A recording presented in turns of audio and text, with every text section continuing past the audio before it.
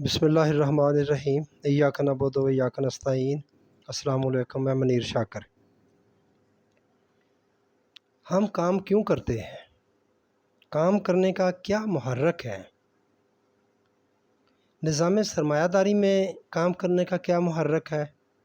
اور دین اسلام میں کام کرنے کا کیا محرک ہے؟ کیوں کام کریں؟ یہ میں کچھ تھوڑا سا عرض کرنا چاہتا ہوں۔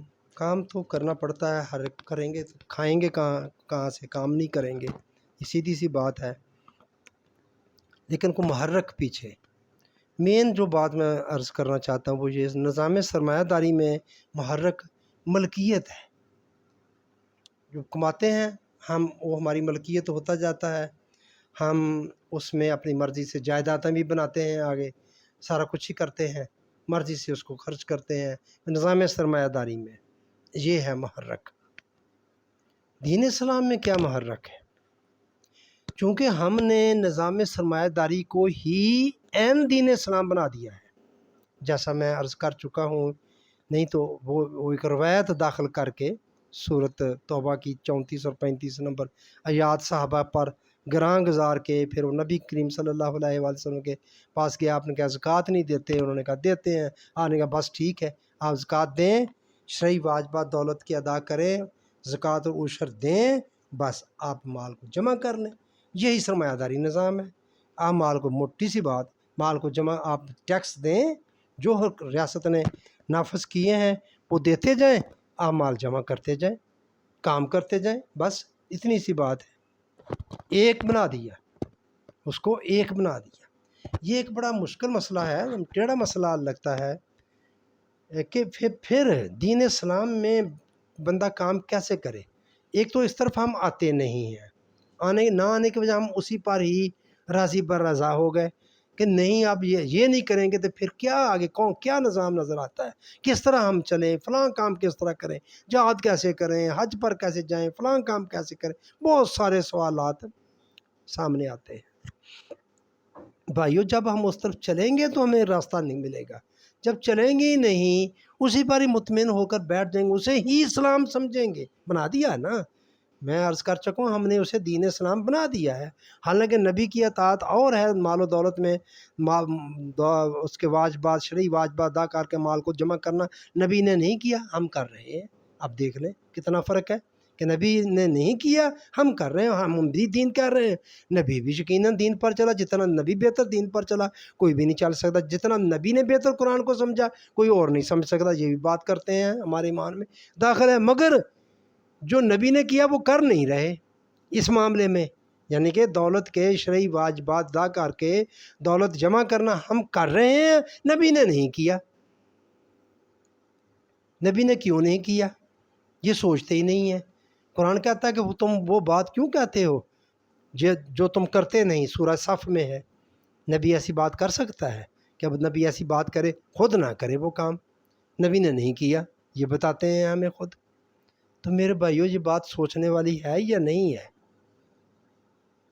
تو میں عرض کر رہا تھا کہ ہمارے دین میں پھر کام کیسے اگر ادھر اس طرف آئیں تو سب سے بڑا مسئلہ جو ذہن میں ابھرتا ہے، سوال اٹھتا ہے، وہ یہی ہے کہ پھر بندہ کام کیا کرے۔ اگر میں نے جو کمایا ہے، مجھے ہے کہ یار یہ سارا میرا نہیں ہے، یا میں جائیداد نہیں بنا سکتا اسلام، میں کہتا ہوں کوئی جائیداد نہیں بننے والا سوال اسلام میں نہیں، نظام سرمایہ داری میں ہے، وہ کر لیں۔ پھر بھی وہ بڑے اچھے جا رہے ہیں، ہم سے بہتر جا رہے ہیں، جائیدادیں بھی بناتے ہیں، ٹیکس بھی دیتے ہیں، فلاحی ریاستیں بھی ہیں، ہم تو وہ بھی نہیں کر رہے نا۔ اگر وہی صحیح طریقے سے کر لیں، چلیں، کچھ نہ کچھ تو لوگوں کو ریلیف ملے، نہیں وہ بھی نہیں ملتا۔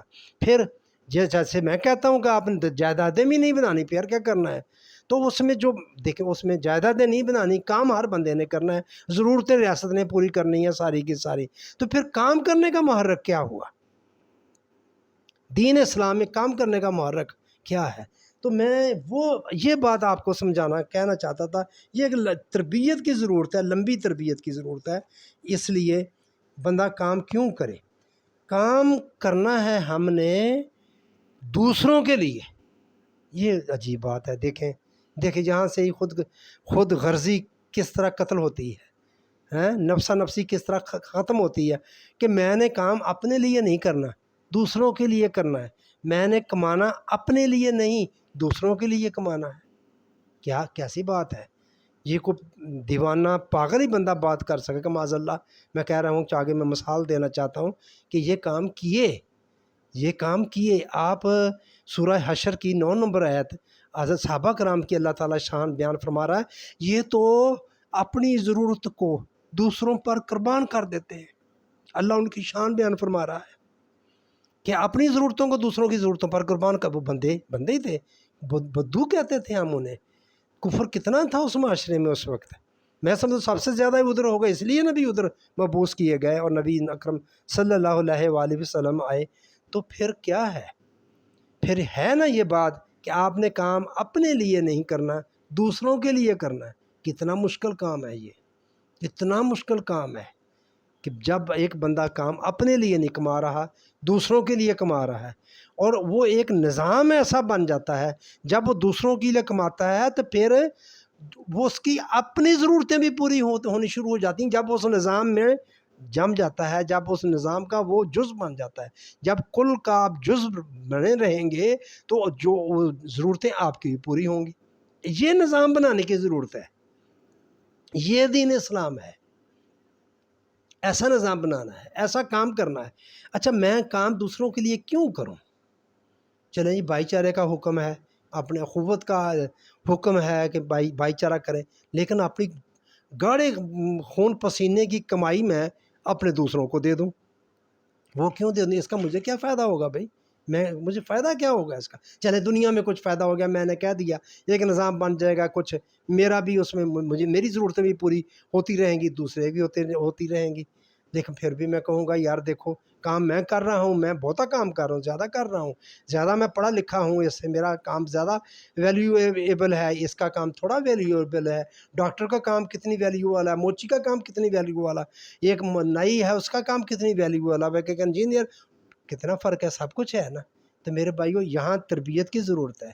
بصیرت انسان سب برابر ہیں، سب کی ضرورتیں بنیادی پوری کرنی ہے، اور ان کا جو کام ہے ان کو کنورٹ کرنا ہے اس طرح ایک نظام میں کہ اس کا جو سرمایہ ہے وہ سارا ایک جگہ اکٹھا ہوتا جائے۔ تو خیر یہ لمبی بات، جب اس طرف چلیں گے اس پر مشاورت ہو، یہ میں کوئی یہ نہیں کہہ رہا کہ یہی کام میں جو کہہ رہا ہوں یہ وہ ٹھیک کہہ رہا ہوں، لیکن اتنی بات میں کر رہا ہوں، وہ میں قرآن کی آیت کا حوالہ دے دیا، حشر کا۔ صحابہ ایسا کرتے تھے، اللہ کہتا ہے، اللہ کی گواہی ہے، قرآن میں گواہی ہے، وہ اپنی ضرورتوں کو قربان کر دیتے تھے، جو جس چیز کی انہیں خود اشد ضرورت ہوتی تھی وہ دوسروں کو دے دیتے تھے۔ یہ قرآن کہہ رہا ہے، میں مفہوم اس کا مطلب لفظی میں بات کر رہا ہوں، ایسا نہیں کہ اپنی طرف سے بڑھا چڑھا کے میں بات بیان کر رہا ہوں۔ اللہ یہی فرما رہا ہے، اور جو جن کو اشد ضرورت ہوتی جس چیز کی وہ دوسروں کو دے دیتے تھے۔ ہمارے پاس وافر بھی ہو تو وہ بھی کام ہے ہمارے لیے۔ ہمارے حال میں مزید دوزخ سے پوچھا گیا نا کہ تیرے پاس اور کوئی نہیں، کیا تو بھر گئی ہے؟ پتہ نہیں سورۃ نحل میں کس میں اللہ تعالیٰ نے اس سے پوچھا کیا تو بھر گئی ہے؟ تو اس نے آگے کیا جواب دیا؟ یہ نہیں کہ میں بھر گئی، حل میں مزید، تیرے کو کچھ اور ہے مرچ ڈالن واسطے لیا، حل میں مزید کچھ اور ہے۔ یہ ہے ہمارا نفس، یہ ہے ہم، حل میں مزید اور کچھ ہے جو ہم اکٹھا کر لیں، گھیر لیں، قابو کر لیں۔ چلیں بات اور طرف ہوگی، میں جو کہنا چاہتا ہوں وہ رہ نہ جائے۔ یہ صورت الحل کی میں بات پہلے بھی کر چکا ہوں، پھر بتانا چاہتا ہوں۔ کام کرنے کا محرک اصل میں یہ بتانا چاہتا ہوں یہ ہے، میں نے تو تمہیں شعلے مارتی ہوئی آگ سے ڈرا دیا ہے۔ یہ صورت الحل کی 14 نمبر آیت کا مفہوم، جس میں صرف وہی بدبخت داخل ہوگا۔ 15 نمبر، جس نے جھٹلایا اور اس کی پیروی سے منہ پھیر لیا۔ 16 نمبر، اور اس سے ایسا شخص دور رکھا جائے گا جو بڑا پرہیزگار ہوگا۔ 17 نمبر، جو پاکی حاصل کرنے کے لیے اپنا مال دیتا ہے۔ میں پہلے بھی کہا اس کو زبانی یاد کا۔ 18 نمبر، 92 صورت نمبر ہے اور 18 نمبر اس کی آیت ہے، جو پاکی حاصل کرنے کے لیے اپنا مال دیتا ہے۔ یہاں دیکھیں جس طرح آ رہا ہے بات ایسے بھی ہو سکتی، جو اپنا مال دیتا ہے، جو اور مال دیتا ہے وہ بھی اس کی شعلے مارتی ہوئی آگ سے بچا لیا جائے گا، لیکن نہیں، اللہ نے کتنی وضاحت کے ساتھ بات بتا دی۔ جو مال دیتا ہے پاکی حاصل کرنے کے لیے، آگے بتایا کسی کا اس پر کوئی احسان نہیں کہ جس کا بدلہ دیا جا رہا ہو۔ وہ مال اس لیے نہیں دے رہا کہ میں کوئی اس پر احسان کر رہا ہوں، یہ نہ سمجھے کہ میں دے رہا ہوں اس کو تو وہ میں اس پر کوئی احسان کر رہا ہوں یا اس کا بدلہ چکا رہا ہوں، اس نے مجھ پر احسان کیا میں اس کا بدلہ دے رہا ہوں۔ نہیں نہیں نہیں نہیں، پاکی حاصل کرنے کی، پاکی کیا؟ یہ ہے تزکیہ نفس۔ اب دیکھیں، مال دے کون سکتا ہے؟ جس کے پاس مال ہوگا، وہی مال دے گا نا. تو مال کس کے پاس ہوگا؟ جو کمائے گا. کمائے گا تو اس کے پاس مال ہوگا، تو پھر ہی اس نے مال آگے دینا ہے. تو دینا اس لیے ہے پاکی حاصل کرنے کے لیے، تزکیہ نفس کے لیے. یہ محرک ہے میرے بھائیوں دین اسلام میں کام کرنے کا. کام کیوں کرنا ہے؟ یہ سب کچھ کرنے کے بعد آپ کو کیا فائدہ؟ ایک تو آپ اس کل کا جزو ہو گئے، آپ کی بھی ضروریات پوری ہوں گی، سب کی ہوں گی. اور دوسرا فائدہ کہ آپ کا تزکیہ نفس ہو گیا. تزکیہ نفس ہو گیا تو پھر اس سے کیا ہو گیا؟ یہ دیکھیں، یہ تصور آپ کا ایمان بالآخرت کے ساتھ جڑ جاتا ہے کہ مرنے کے بعد ہماری زندگی ہے ایک لامحدود زندگی ہے، اس کا کوئی اینڈ ہی نہیں ہے، وہ شروع ہوگی، اس میں اس نے فائدہ دینا ہے.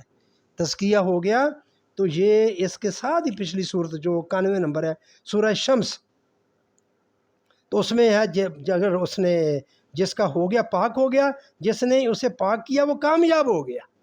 لو جی کامیاب، کتنی بڑی بات ہے. ہم کسی امتحان میں کامیاب ہو جائیں کتنی خوشی ہوتی ہے کہ میں فلان امتحان میں CSS میں فلان میں کامیاب ہو گیا، فلان امتحان میں کر کے پاس کر لیا، میں کامیاب ہو گیا، فلان ڈگری حاصل کر لی. اللہ تعالیٰ یہ فرما رہا ہے، پھر سمجھ دی اس کو بدکاری کی اور بچ کر چلنے کی بچایا. جس نے اسے پاک کیا، پیچھے ذکر ہو رہا ہے نفس کا، جس نے اسے پاک کیا وہ کامیاب ہو گیا. ادھر بھی بات وہی کر رہا ہے اللہ تعالیٰ، وہ مال دیتا ہے زکی ہونے کے لیے، پاک ہونے کے، تزکیہ نفس کے لیے. یہ ہے جی کامیابی کی کنجی اور کام کرنے کی کنجی، کام کرنے کا محرک کہ میں نے کام کیوں کرنا. دین اسلام میں کام کیوں کرنا ہے؟ کام کرنا ہے کمانے کے لیے. کمائیں گے تو آگے مال دیں گے، مال دیں گے تو آپ کا تزکیہ نفس ہوگا. تزکیہ نفس سے ہی کامیابی ہے. جس کا تزکیہ ہو گیا وہ کامیاب ہو گیا. بس اتنی سی یہ ایکویشن ہے. تو یہ میں بس عرض کرنا چاہتا تھا کہ نظام سرمایہ داری میں کیا ہے محرک اور دین اسلام میں کیا بنتا ہے. لیکن ہے اب اس لیے نہیں ہے کہ ہمارے پاس دین اسلام ہے ہی نہیں، وہ یہ نظام سرمایہ داری ہی ہے. خاص کر مال و رزق کی بات ہوگی، جب معیشت کی بات ہوگی تو پھر یہ میرے بھائیو پھر یہ بات آئے گی نا، پھر کام کرنے کی بات آئے گی، مال کی بات آئے گی. تو یہ نظام ہمارے پاس ہے ہی نہیں، کوئی ہے ہی نہیں، سرے سے ہی نہیں، آنے ہی نہیں دیتے. تو ہم اسی میں چل رہے ہیں نظام سرمایہ داری میں. تو اس کا تقاضا ہے کہ مال ہو ہمارے پاس، ہم جائیدادیں بنائیں. ہماری ضروریات کس نے پوری کرنی ہے؟ ہم نے خود کرنی ہے. میں اپنے بچوں کی ضروریات پوری میں نے کرنی ہے. بوڑھا ہو گیا تو اس کے بعد میری دوائی میرا سارا کچھ میں نے خود کرنا ہے. مجھے یہ فکر کھایا جاتا ہے ہر ایک کو. میں فکر معاش کی بات مجموعی طور پر کر رہا ہوں. ہم اطمینان کی بات کرتے کیسے اطمینان میں آ سکتے ہیں ہم؟ آپ سوچیں تو صحیح ذرا، اللہ کے ذکر میں دلوں کا اطمینان ہے تو کیسے ہے؟ کیا ہو جائے گا اس طرح اطمینان؟ آپ بیٹھ کے تسبیحات کرتے رہیں اللہ کے ذکر کی، کیا آپ کو اطمینان مل جائے گا؟ کیسے ملے گا میرے بھائیوں؟ میں دن بہ دن نیچے جا رہا ہوں، مثال دیتا ہوں. تو ایک دن آئے گا میں نہیں کام کر سکوں گا. اگر میری زندگی اتنی ہوئی پہلے مر گیا تو ٹھیک، مر گیا. لیکن ایسا ہوگا کہ پتہ نہیں کتنے دن مہینے چارپائی پر پڑا، کون رزق کا ذمہ دار ہوگا؟ ہم تو کہہ دیتے ہیں کہ اللہ رازق ہے، اللہ دینے والا ہے، وہ دے گا مجھے اس وقت. غور کریں، بس سوچیں میری اولاد، ہر ایک کی اولاد، ان کی تعلیم کا بندوبست، ان کی علاج کے بندوبست. تو یہ سرمایہ داری نظام کا تقاضا ہے کہ آپ نے پیسے اکٹھے کرنے ہیں. تو ہم نے اس دین اسلام میں بھی بنا دیا. شرعی واجبات دیں، سال کے بعد 2.5% زکوٰۃ دیں، وہ بھی پوری نہیں دیتے. جیسے بھی ہے وہ دیں تو بس آپ جو مرضی کرتے جا رہے ہیں. وہ 2.5% بھی نہیں دیتے، بس وہ بات ہی ختم ہوگی پھر.